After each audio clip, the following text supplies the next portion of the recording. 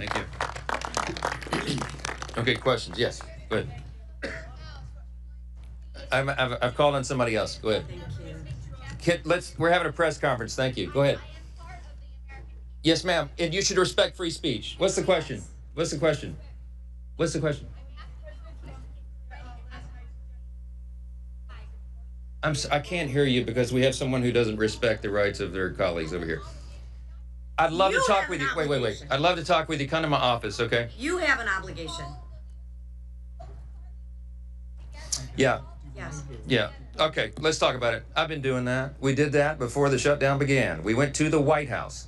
We went and sat in front of the Resolute desk. We brought Leader Jeffries and Leader Schumer in, and we had a discussion. The president said, please don't shut the government down. It would cause all this pain to the American people. This has never happened before. It's a clean, nonpartisan CR that every Democrat, including you, voted no on September 19th. You voted to shut down the government. You voted to stop SNAP benefits. You voted to not pay the troops, not pay TSA, Border Patrol. You may regret it now, but that's your vote, and it's on the record. So the president had us in, and they didn't want to have a dialogue or debate. They thumbed their nose in it at him, and he had to do it. Appreciate it. Thanks for your input. Somebody give me a question that's real.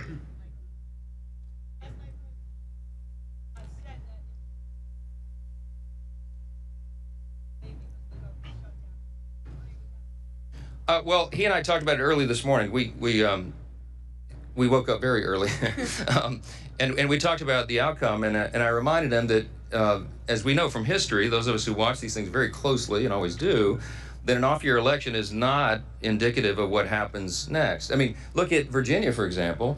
Glenn Youngkin won his race for governor, and then the Democrats, the opposing party, did very well in the upcoming midterm election.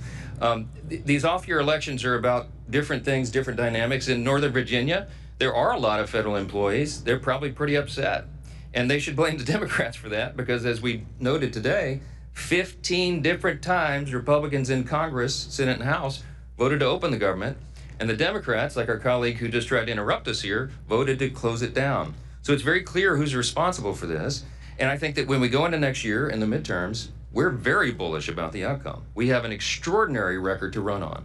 You mentioned, Leader Scalise mentioned sort of what we call the split screen here, and I'll remind you all again, under President Trump and Republicans, we have had an extraordinary run. The first 9-10 months of this, 9 months, the 10th month has been shut down because of the Democrats. The first 9 months of this Congress and this administration, arguably the most productive of all time. We cut taxes, cut regulations, cut waste, fraud, and abuse in government. We solved the border crisis, which was the #1 issue on the ballot last fall. We're solving the crime crisis around the country. We got American energy dominance revved and going again. We have new trade agreements that are more favorable to Americans, which will ultimately bring down costs. We have put real reforms into the Medicaid program to strengthen it, because we've got people who are ineligible recipients, like illegal aliens and young able-bodied men without dependents, off the program so that the disabled, the elderly, and young pregnant women can have the resources they need. The president is literally solving wars around the globe. I think we're up to 9. All of that is on one side of the screen. What are the Democrats on the other side of the screen? A government shutdown. What did they accomplish in 9 months? Interruptions. They've assaulted ICE officers. They have spurred on political violence, and they closed down the government, which is their most basic duty and responsibility. I think the American people are smart. I think they will understand this, and I think the midterm is going to be a great one for us. We had a demographic shift in 2024. We have a very favorable election map on the Republican side, and it will be even more favorable once all the redistricting stuff is settled out. We have Democrats who are flailing. They have no leader. Their national leader now, as we've noted, is Mondami. He's a communist. Good luck with that.